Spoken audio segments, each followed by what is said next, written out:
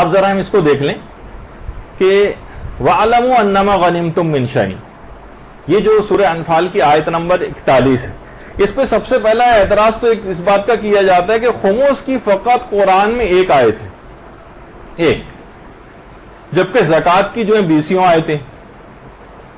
اچھا زکوٰۃ جبکہ مخصوص اشیاء کے اوپر ہوتی ہے لیکن اس کی اتنی ساری آیتیں، خمس ہر چیز ہر منافع کے اوپر ہوتا ہے، تو اس کا تذکرہ زیادہ کیوں نہیں آیا، فقط ایک آیت کی حد تک پروردگار کیوں رہ گیا؟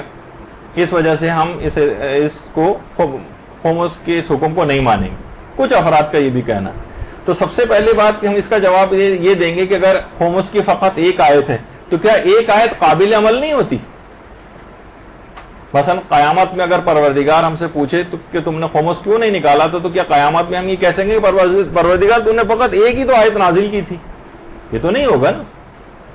تو چاہے ایک آیت ہی کیوں نہ ہو، لیکن اچھا اس پہ ہماری یہ بھی اب ہر چیز میں مجھے بار بار یہ کہنا پڑ رہا ہے کہ آگے آئے گا، لیکن آج کیونکہ صرف ایک تمہیدی لحاظ سے گفتگو ہو جائے، ورنہ اس پہ بھی ہم اگلی دفعہ دلائل پیش کریں گے کہ قرآن میں کتنی بار کون سی چیز آئی ہے، کیا یہ کوئی کرائیٹیریا ہے اس کی اہمیت بیان کرنے کے لیے. اب کہا جائے کہ حضرت موسیٰ کا 20 سے زائد دفعہ ذکر آیا اور پیغمبر اسلام کا نام فقط 3 مرتبہ آیا، تو ہم کیا یہ بات کہہ سکتے ہیں کہ حضرت موسیٰ ان سے افضل ہو گئے کہ ان کا زیادہ دفعہ ذکر آیا قرآن میں؟ ایسا تو نہیں ہوگا نا. تو اس پہ بہرحال انشاءاللہ ہماری جو ہے آئندہ گفتگو کے اندر بات آئے گی. تو ایک آیت اب بھی اگر ہے تو دیکھیں بہت سارے شرعی احکام ایسے ہیں جن کے لیے قرآن میں فقط ایک ایک آیت ہے. بہت سارے مسائل، کچھ علماء جیسے کہتے ہیں کہ مثلا طلاق کے مسئلے میں کہتے ہیں بات قصاص کی اور حدود کی، بہت ساری احکام ایسے ہیں جن کے لیے فقط ایک ایک آیت ہے. لہٰذا خمس کی فقط ایک آیت ہونا یہ کوئی ایسا منفرد واقعہ قرآن کے اندر نہیں کہ جس کی وجہ سے ہم حکم خمس ماننے سے انکار کر دیں.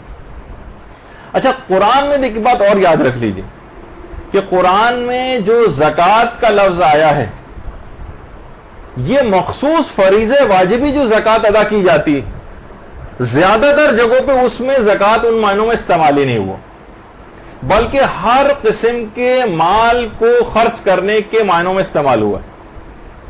ہر طرح کی راہ خدا میں مال کو خرچ کرنا، جبکہ وہ جو مخصوص جو زکوٰۃ نکالی جاتی ہے جس کا مخصوص نصاب ہے، زیادہ تر قرآن میں جو آیتیں ہیں وہ زکوٰۃ کا لفظ جہاں پر آیا ہے وہاں پر وہ مراد ہی نہیں.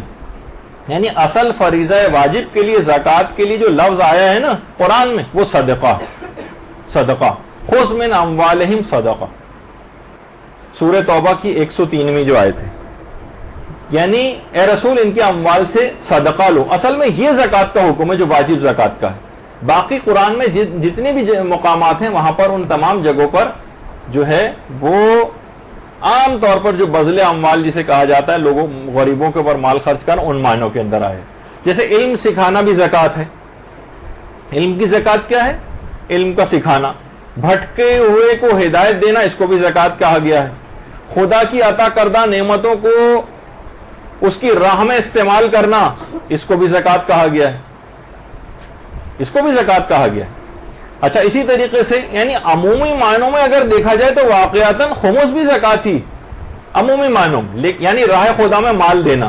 البتہ خمس ایک الگ فریضہ ہے، زکوٰۃ کا فریضہ بالکل الگ ہے.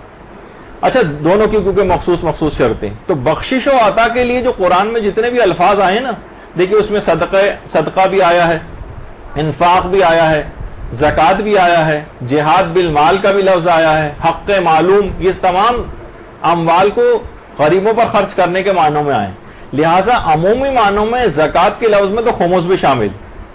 اور دیکھیے یہ جو ہے نا جو ایک آیت پر بھی عمل واجب ہے جس طریقے سے اور احکام میں ان کی بھی فقط ایک ایک آیت ہے، تو اسی لحاظ سے خمس کی بھی اگر ایک آیت ہے تو اسی پر بھی ایسے ہی عمل کرنا واجب ہے جس طریقے سے اور جو احکامات ہیں ان کی ایک آیت ہے اس پہ بھی آپ عمل کرتے ہیں اور تمام مسلمان عمل کرتے ہیں.